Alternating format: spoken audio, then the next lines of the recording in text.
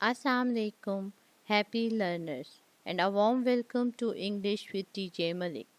Today we are going to explore the topic of ordering information.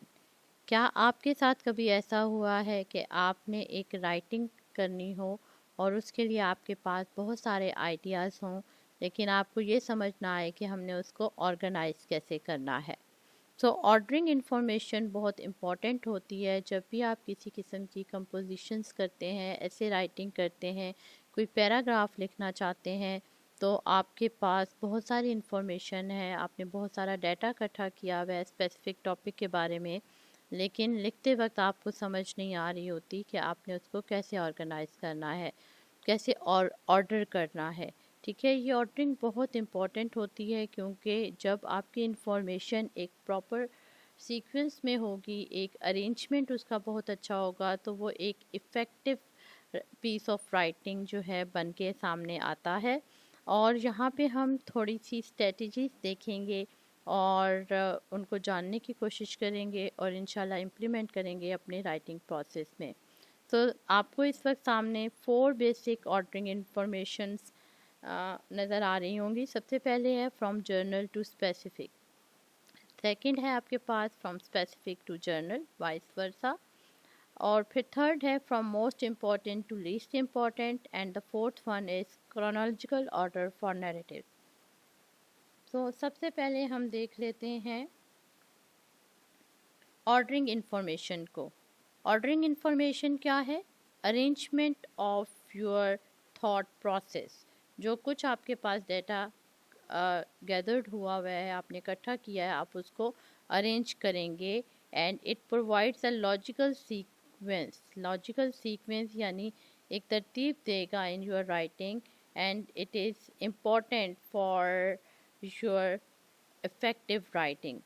सबसे पहले है journal to specific, यानी जो बहुत स्पेसिफिक बात होगी उसको आप बाद में बयान करेंगे। सेकंड में हम देखते हैं कि ये आपका वर्स जा रहा है फ्रॉम स्पेसिफिक, जो बहुत ही स्पेशल बात है, ख़ास बात है, उसको आप पहले लिखेंगे और बाद में आप उसको जनरलाइज करेंगे, उससे कंक्लूजन्स निकालेंगे। थर्ड हमारे पास आ जाता है from most important to least important. जो अहम बात है उसको पहले लिखेंगे और लीस्ट इम्पॉर्टेंट बात को हम बाद में इंफॉर्मेशन को शेयर करेंगे। और क्रोनोलॉजिकल ऑर्डर जो होता है इसे हम टाइम लाइन करते हैं, यानी जिस इवेंट्स के साथ जिस टाइम फ्रेम के साथ इवेंट्स हो रहे हैं हम उनको एक्सप्लेन करते हैं। सो यहाँ पे हमारे पास सबसे पहले आ जाता है from journal to specific. Journal to specific जो है इस बात की अहमियत पे ज़ोर देता है कि आप पहले जर्नल टॉपिक पे बात करेंगे। एक पैराग्राफ आपने ऑर्गेनाइज किया है तो आप ओपनिंग पैराग्राफ को जो है वो जर्नल स्टेटमेंट से स्टार्ट करेंगे। Opening paragraph should begin with a journal statement, then add details that explain it.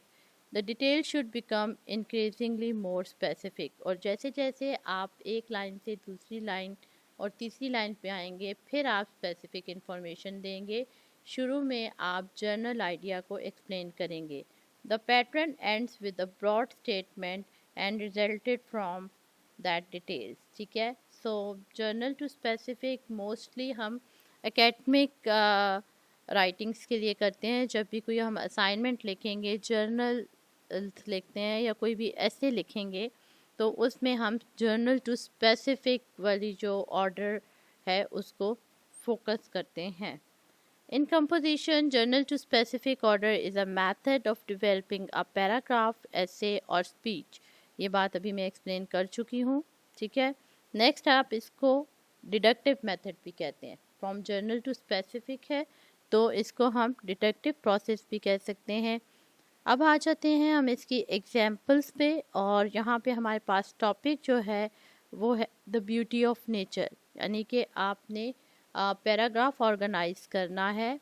So basically first line जो होगी, जो स्टार्टिंग पैराग्राफ होगा या स्टार्टिंग फर्स्ट 2 लाइन्स होंगी वो जर्नल होंगी। जैसे कि यहाँ पे क्या लिखा हुआ आ रहा है, nature has a unique ability to inspire and rejuvenate the human spirit.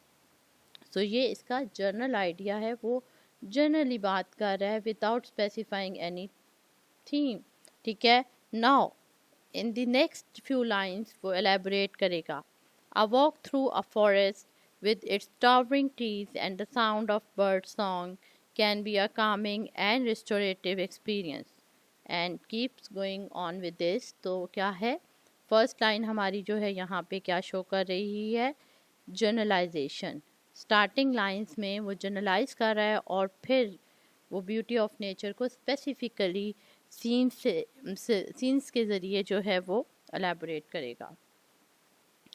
اب ہم آ جاتے ہیں from specific to general, and this is very important type of ordering, جس میں کہ بیسیکلی ہم کیا کرتے ہیں، امفیسائز کرتے ہیں جو خاص بات ہوتی ہے، جو بہت ہی اہم بات ہوتی ہے، اسپیسیفک بات ہوتی ہے، اس کو ہم پہلے لکھتے ہیں.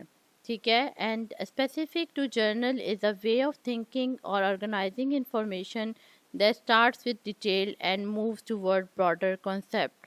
یعنی جو اسپیسیفک بات ہے وہ ہم پہلے لکھ دیں گے. Similar to its opposite general to specific, the specific to journal pattern does what its name suggests. In addition to getting the reader's attention, this pattern also creates suspense and curiosity. جیسے میں نے پہلے کہا، ایک تو emphasis آ جاتا ہے کہ آپ اس بات کو جو خاص ہے وہ پہلے لکھ رہے ہیں. دوسرا اس میں sense of curiosity بھی آپ دیکھ سکتے ہیں. یہ آپ کے اندر ایک curiosity دیتی ہے کیونکہ ڈیٹیلنگس بعد میں آتی ہیں. Next example of a specific to general program. یہاں پہ ایک پیراگراف ہے جو کہ کسی نے اپنے بارے میں لکھا ہے اور وہ اسٹارٹنگ لائن ہی اسٹارٹ کرتی ہے here's what it feel like to turn 60. Specifically ایک اولڈ ایج وومن ہے جو کہتی ہے کہ کیسا لگتا ہے جب ہم ٹرن ہو جاتے ہیں 60 ایئرس. تو یعنی کہ اسپیسیفکلی وہ ٹاپک کو جو ہے تھیم کو جو ہے ایکسپلین کرتی ہے. اور 60 years old still perform surgery on people who could choose other doctors and so on. وہ پھر اپنی جرنلائزیشن ٹاپک کے بارے میں دینا شروع کر دیتی ہے، اپنا point of view general way میں بتانا شروع کر دیتی ہے. So this is the example for specific to general. Now coming to the from most important to the least important. ٹھیک ہے. سو یہاں پہ آپ دیکھتے ہیں کہ یہ جو ٹائپ آف آرڈرنگ ہے یہ امپورٹنٹ ہوتی ہے ہمارے میگزینس میں یا نیوز پیپرس میں. Using this structure means revealing the most significant information early on, filling in the rest of the details as the writing moves on. ٹھیک ہے. اس میں کیا ہوتا ہے کہ بہت ہی اہم اور خاص، جسے ہم کہتے ہیں نا ہیڈ لائن بن جاتی ہے، جو بہت ہی خاص بات ہوتی ہے.